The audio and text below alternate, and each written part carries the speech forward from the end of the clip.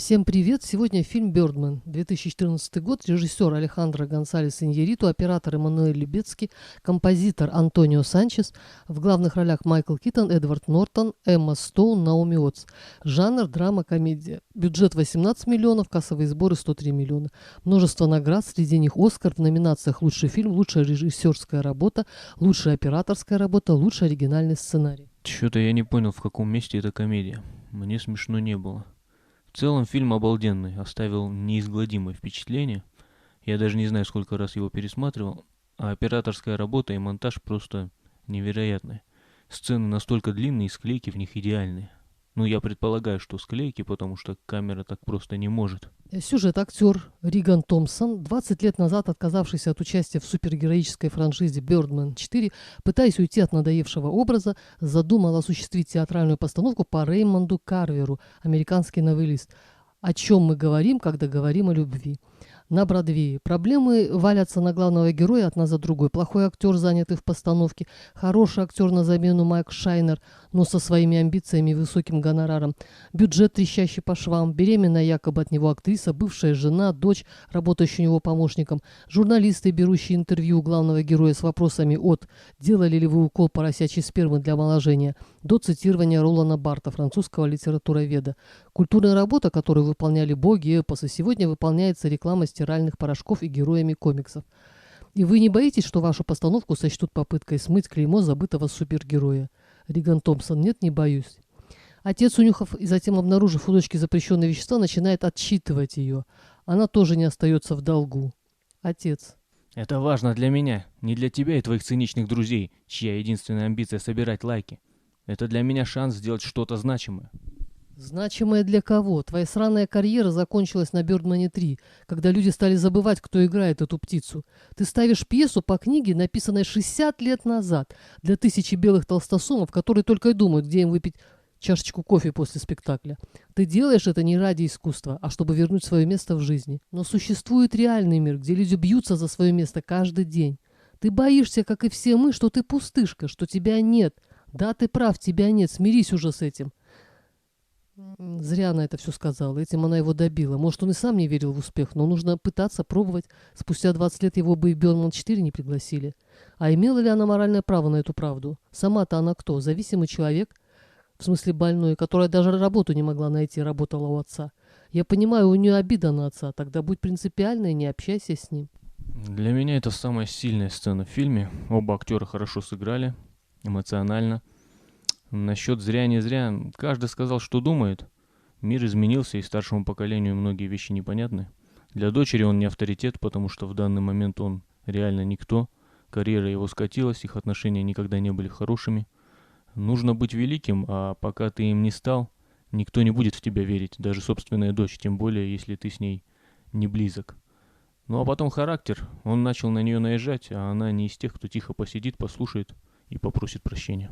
А главный герой думает, что умеет двигать предметы и гордится этим, но никто об этом не знает. Наверное, Иньярриту ввел в сюжет эту способность главного героя к телекинезу, чтобы в минуту полного отчаяния он почувствовал свою значимость хотя бы в этом. Со всеми этими способностями не очень понятно. Весь фильм нас убеждает, что это иллюзия, а в конце это оказывается правдой. Я даже не хочу думать, зачем это все. Помню только, что когда в первый раз смотрел, воспринял положительно. Серьезный фильм сделан не пресно, а разбавлен какими-то неуместными, казалось бы, вещами, и это явно пошло ему на пользу. А еще я подумала, что врачи и актеры циники. Врачи, потому что знают изнанку нашего тела, а актеры изнанку нашей души. Я подумала об этом, когда Майк, пытался совершить половой акт с Лесли, актриса Наоми Уотс, прямо на сцене. Эта бедная актриса, забрызганная кетчупом, мечтающая о карьере на Бродвее, чувствует себя униженной. Да, кстати, может поэтому комедия. Я ржал вместе со зрителями в театре, когда Нортон встал с кровати, и под его трусами отчетливо наблюдалась эрекция. Наверное, Нортон играет самого себя, говоря: на сцене я справлюсь с любой задачей. Нортон талантливый актер, и, как все талантливые люди, обладает плохим нравом, я где-то об этом читала, как и его персонаж. Второе «я» главного героя нашептывает ему, что нужно зрителю. Кровь, экшен, взрывы, апокалиптическое порно, а не нудная депрессивная философская чушь. Во время прогона Риган вышел покурить, дверь захлопнулась, прищемив полу халата. И ему ничего не оставалось делать, как снять халат и пройтись по улице в одних трусах, чтобы зайти с парадного входа. И это шествие голым по улице слили в интернет. За 2 часа 1,5 миллиона просмотров. Дочь в восторге, Риган в унынии, не о такой славе он мечтал. Перед премьерой Риган подходит к театральной критикессе, которая возомнила себя богом. Они обменялись любезностями. Критик: «Я вас ненавижу и всех вам подобных. Нахальные, корыстные, испорченные дети, не имеющие школы, неискушенные, не способные даже замахнуться на искусство. Награждаете друг друга за мультфильмы и порно, измеряете ценность в уикендах. Но это театр, и вы никогда не будете автором, режиссером и актером своей пропагандистской подделки без моего одобрения». Что же должно произойти в жизни человека, чтобы он стал критиком?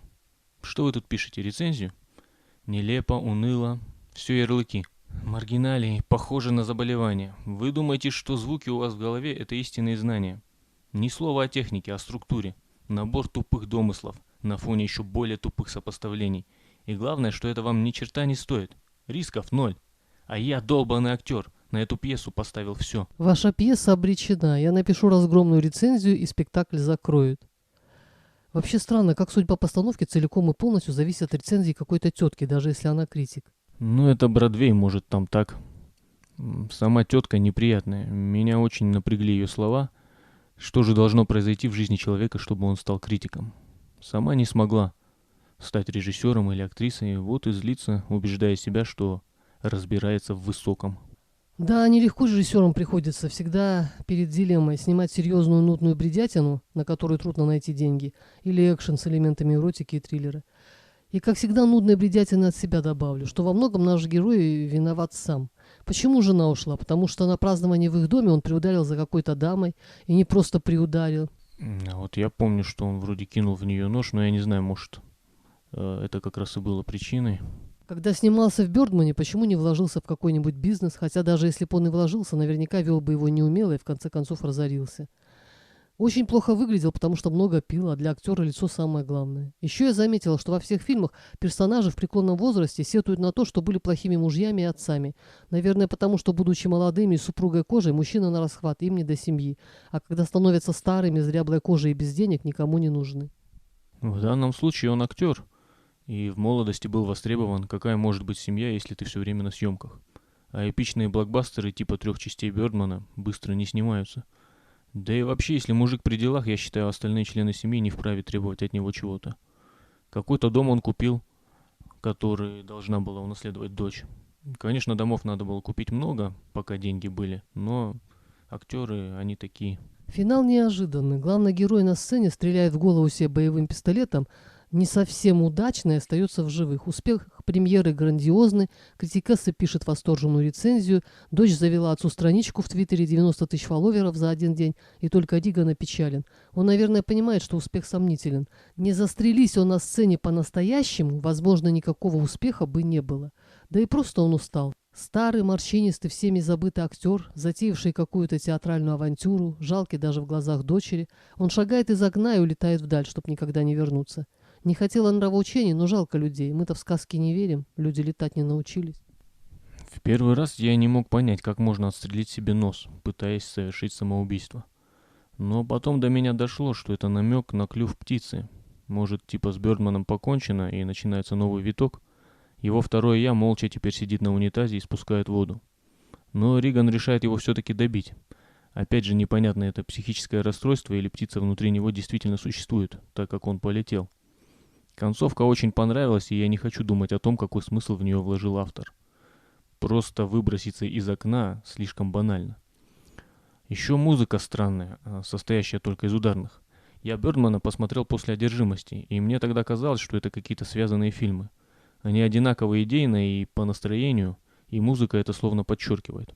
Оба фильма начинаются с чистых барабанов, и у меня возникло сразу же очень странное ощущение при просмотре Бёрдмана.